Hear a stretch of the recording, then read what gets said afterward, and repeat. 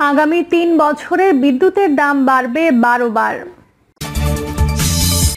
এবং সর্বশেষ জানাবো বাংলাদেশের রিজার্ভের প্রকৃত চিত্র এবং সরকারের শুভঙ্করের ফাঁকি। এতক্ষণ শুনছিলেন সংবাদ শিরোনাম, এবার বিস্তারিত। আগামী ৩ বছরে বিদ্যুতের দাম বাড়বে ১২ বার। ভর্তুকির চাপ সামলাতে বছরে ৪ বার বিদ্যুতের মূল্য সমন্বয় করবে সরকার। আগামী ৩ বছর এই প্রক্রিয়ায় বিদ্যুৎ খাতে মোট ভর্তুকি কমিয়ে আনা হবে। এই সময়ে মোট ১২ দফায় বিদ্যুতের দাম নিয়ে আসা হবে উৎপাদন খরচের সমান বা কাছাকাছি। সরকারের বিদ্যুৎ বিভাগ ঢাকা সফররত আন্তর্জাতিক মুদ্রা তহবিলের প্রতিনিধি দলকে কথা জানিয়েছে। গতকাল বৃহস্পতিবার সচিবালয়ে আইএমএফ এর প্রতিনিধি দল বিদ্যুৎ বিভাগের সঙ্গে বৈঠক করে। ভর্তুকি কমাতে বিদ্যুতের দাম সমন্বয়ের বিষয়টি বৈঠক সূত্রে জানা গেছে। অবশ্য বিদ্যুৎ খাতের বিশেষজ্ঞরা বলছেন, সরকার বিদ্যুৎ খাতে ভর্তুকি দিয়ে আসছে, তাই দাম সমন্বয়ের নামে ভর্তুকি কমানোর মানে হলো বিদ্যুতের মূল্য বৃদ্ধি। তবে খরচ কমিয়েও সরকার ভর্তুকি সমন্বয় করতে পারে। অনিয়ম, দুর্নীতি, অপচয় রোধ করে বিদ্যুতের উৎপাদন খরচ কমানোর দিকে সরকারের মনোযোগ নেই। বরং চাহিদা না থাকলেও দরপত্র ছাড়া একের পর এক বিদ্যুৎ কেন্দ্র নির্মাণ করে এই খাতের খরচ আরও বাড়ানো হচ্ছে। বিদ্যুৎ বিভাগের কর্মকর্তারা জানান, বিদ্যুতের দাম অল্প অল্প করে বাড়ানো হবে যেন গ্রাহকরা হঠাৎ করে ধাক্কা না খান। এছাড়া গ্যাসের ভর্তুকিও ধীরে ধীরে প্রত্যাহার করা হবে বলে জানান তারা। কর্মকর্তারা আরও জানান, আইএমএফ এর দল বেসরকারি বিদ্যুৎ উৎপাদকের বকেয়া বিল এবং বন্ডের মাধ্যমে তাদের কত টাকা পরিশোধ করা হয়েছে তা জানতে চান। এদিকে বাংলাদেশ কনজিউমার অ্যাসোসিয়েশন গতকাল অভিযোগ করে বলেছে, সরকার কিছু অসাধু ব্যবসায়ীদের স্বার্থ রক্ষার জন্য বিদ্যুৎ ও অন্যান্য জ্বালানির দাম বাড়াতে যাচ্ছে। তারা আরও বলেছে, সরকার অনিয়ম ও দুর্নীতি বন্ধ করলে এ খাতে ভর্তুকি দেওয়ার প্রয়োজনই হতো না। ক্যাব মোট ১৩টি সুপারিশ করেছে, যার মধ্যে প্রতিযোগিতাবিহীন বিনিয়োগের ওপর নিষেধাজ্ঞা যেন সরকারকে দাম বাড়াতে না হয়।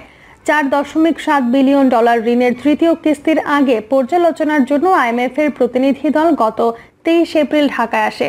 পর্যালোচনা সফল হলে ঋণের তৃতীয় কিস্তি পাওয়া যাবে।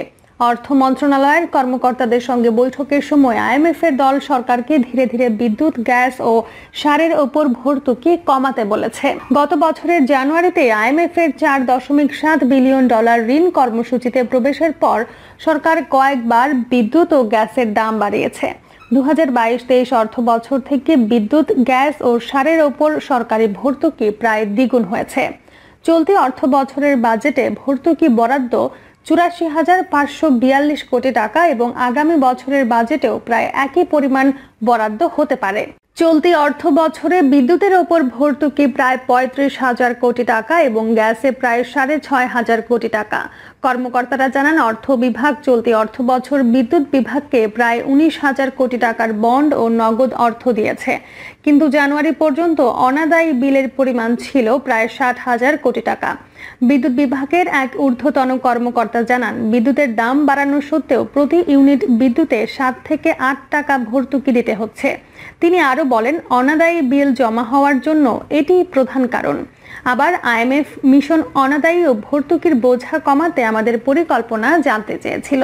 ওই কর্মকর্তা বলেন, সরকার জ্বালানি তেলের মতো বিদ্যুৎ ও অন্যান্য জ্বালানি খাতের ভর্তুকি প্রত্যাহার করবে। রূপপুর পারমাণবিক বিদ্যুৎ কেন্দ্রে কোনো ভর্তুকি লাগবে কিনা তাও জানতে চেয়েছে আইএমএফ প্রতিনিধি দল। ওই কর্মকর্তা বলেন, আমরা তাদের বলেছি রূপপুর প্ল্যান্টের জন্য প্রতি ইউনিট উৎপাদন খরচ কম হবে এবং কোনো ভর্তুকি লাগবে না। আগামী মার্চে ২,৪০০ মেগাওয়াটের রূপপুর প্ল্যান্টের প্রথম ইউনিট উৎপাদন শুরু করবে বলে বিদ্যুৎ বিভাগের কর্মকর্তারা জানান। আইএমএফ বিদ্যুৎ ও জ্বালানি খাতে ভর্তুকি কমিয়ে এ অর্থ সামাজিক নিরাপত্তা বেষ্টনী কর্মসূচিতে নেওয়ার ওপর জোর দিয়ে আসছে। অর্থ বিভাগের কর্মকর্তারা জানান, আগামী ৬ ও ৭ মে অর্থ বিভাগ ও বাংলাদেশ ব্যাংকের কর্মকর্তাদের সঙ্গে যৌথ বৈঠকের মাধ্যমে আইএমএফ মিশন তাদের সফর শেষ করবে। বাংলাদেশের রিজার্ভের প্রকৃত চিত্র এবং সরকারের শুভঙ্করের ফাঁকি। বাংলাদেশে বৈদেশিক মুদ্রার রিজার্ভ বিপজ্জনক মাত্রায় চলে গেছে বলে মনে করছেন অনেক অর্থনীতিবিদ। রিজার্ভের ওপর চাপ কমাতে বিদ্যুতের লোডশেডিং করা সহ সাশ্রয়ী বেশ কিছু পদক্ষেপ নেওয়া হয়েছে, যাতে জ্বালানি আমদানির খরচ নিয়ন্ত্রণে রাখা যায়। এর মধ্যে বাংলাদেশ আইএমএফ এর ঋণ পাচ্ছে। প্রথম কিস্তিতে শর্তহীন হলেও পরবর্তী কিস্তিগুলো কিছু শর্ত পূরণ সাপেক্ষে সরকার পাবে। আমরা ধরে নিই এই ফেব্রুয়ারিতে প্রথম কিস্তি আর তার 6 মাস পরে আরেকটি কিস্তি সরকার পেল। অর্থাৎ সবকিছু ঠিকঠাক থাকলে আগামী নির্বাচনের আগে IMF এর দুটি কিস্তি থেকে প্রাপ্ত অর্থ হবে $1 বিলিয়ন কম। সরকার অল্প সময়ের মধ্যে বিশ্বব্যাংক, ADB সহ আরও কিছু প্রতিষ্ঠান থেকে ঋণ চাইছে। সরকার প্রত্যাশিত সব ঋণ পেলে সেটা IMF এর ঋণ সহ সাকুল্যে $2.5 বিলিয়ন হবে। এতে কিছুটা স্বস্তি পেলেও রিজার্ভ যেন গলার কাটা হয়ে উঠেছে সরকারের। চলুন জেনে নেওয়া যাক প্রকৃত চিত্রটা, রিজার্ভের প্রকৃত চিত্র। সরকারের দিক থেকে রিজার্ভের যে পরিমাণ আমাদের জানানো হচ্ছিল সেটা থেকে কমপক্ষে $8 বিলিয়ন বাদ দিতে হবে। এই আলোচনা দেশে অর্থনীতিবিদ এবং সচেতন মানুষ দীর্ঘদিন থেকেই করছিলেন, কিন্তু সরকার সেটাই কান দেননি। ক্রমাগত একই প্রোপাগান্ডা চালিয়ে গেছে। সেটা আপাতত ভেঙে পড়ল IMF এর কারণে। লেনদেনের ভারসাম্যের সমস্যা লাঘবের জন্য IMF এর কাছ থেকে $4.5 বিলিয়ন ঋণের আবেদন করেছে সরকার। এই ক্ষেত্রে IMF অনুমিতভাবে বেশ কিছু শর্ত দিয়েছে। এর মধ্যে অন্যতম ছিল বৈদেশিক মুদ্রার রিজার্ভ হিসাবের ক্ষেত্রে আন্তর্জাতিক চর্চা এবং মানদণ্ড মেনে নিতে হবে। শেষ পর্যন্ত সরকার সেই $8 বিলিয়ন বাদ দিয়ে রিজার্ভ হিসাব করতে বাধ্য হয়েছে। IMF এর প্রতিনিধি দল দেশে থাকাকালীন সময়ে রিজার্ভের পরিমাণ কত এই প্রশ্নের জবাবে সাংবাদিকদের বাংলাদেশ ব্যাংক গভর্নর জানিয়েছিলেন সেই $8 বিলিয়ন বাদ দিয়ে। এখানেও দেখলাম সেই পুরনো বিষয়, দেশের নাগরিকদের কথাকে সরকার পাত্তা না দিয়ে নতি স্বীকার করেছে বৈদেশিক চাপের কারণে। এবার প্রশ্ন, কোন $8 বিলিয়ন বাদ দেওয়ার কথা হচ্ছে? সরকার রপ্তানি উন্নয়ন তহবিল $7 বিলিয়ন দিয়েছিল রিজার্ভ থেকে। কাগজে কলমে বলা হয়েছিল রপ্তানিকারকরা যখন তার কাঁচামাল এবং মূলধনী যন্ত্রপাতি আমদানি করেন তখন এই ফান্ড থেকে বৈদেশিক মুদ্রায় ঋণ নেবেন এবং সেটা দিয়ে পণ্য প্রস্তুত করে রপ্তানির পর সরকারকে বৈদেশিক মুদ্রায় ঋণ পরিশোধ করবেন। এছাড়া আরো কয়েকটি ক্ষেত্রে রিজার্ভের ডলার ব্যবহার করা হয়েছিল। বিভিন্ন অবকাঠামো নির্মাণ, পায়রা বন্দরের ড্রেজিং, বাংলাদেশ বিমানের উড়োজাহাজ কেনা এবং শ্রীলঙ্কাকে ধার দেয়া বাবদ মোট $1 বিলিয়ন ব্যয় হয়েছে। অর্থাৎ সর্বমোট $8 বিলিয়ন রিজার্ভের হিসাব থেকে বাদ দেওয়ার কথা হচ্ছে। যারা গভীর অর্থনীতির জ্ঞান রাখে না তারাও নিশ্চয়ই এটুকু বুঝতে পারছি আলোচ্য খাতগুলোতে যে ডলার ব্যয় করা হয়েছে, তর্কের খাতিরে যদি ধরে নেই সেগুলো 9-6 হয়নি, তবুও সেই ডলার কি আমরা চাহিদা মাত্র হাতে পাবো? সেই ডলার কি আমি ব্যবহার করতে পারবো? রিজার্ভের ক্ষেত্রে মুহূর্তের সিদ্ধান্তে ব্যবহারযোগ্য নগদ অর্থ ছাড়া কোনো বিনিয়োগ রিজার্ভ হিসেবে বিবেচিত হতে পারে না। তদুপরি এই বিনিয়োগের অর্থ নষ্ট হয়েছে বিরাট অঙ্কে। এই মুহূর্তে সরকারের দাবি করা $34 বিলিয়ন নয়, বাংলাদেশের সত্যিকার রিজার্ভ আছে $26 বিলিয়ন। এই রিজার্ভ কি যথেষ্ট? গুরুত্বপূর্ণ প্রশ্ন হচ্ছে এই রিজার্ভ আসলে কতটা এবং এটা আমাদের সামনের পরিস্থিতি মোকাবেলার জন্য কি আদৌ যথেষ্ট? আমরা জানি বাংলাদেশ অনাদিকাল থেকে ট্রেড ডেফিসিট এর দেশ, অর্থাৎ ডলারের অঙ্কে আমরা রপ্তানি যতটা করি আমদানি করি তার চাইতে অনেকটা বেশি।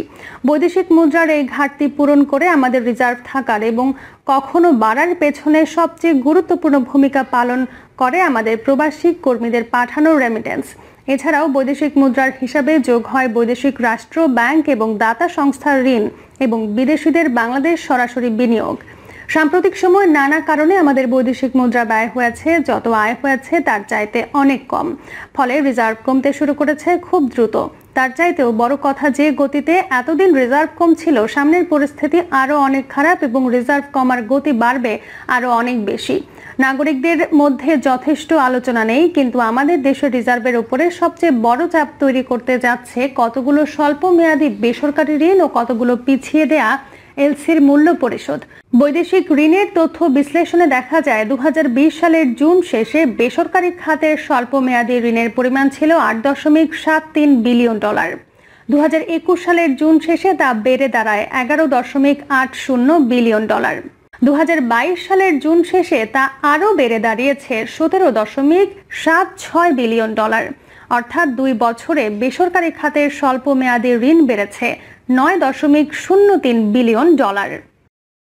প্রিয় দর্শক, এই ছিল এখনকার সর্বশেষ সংবাদ।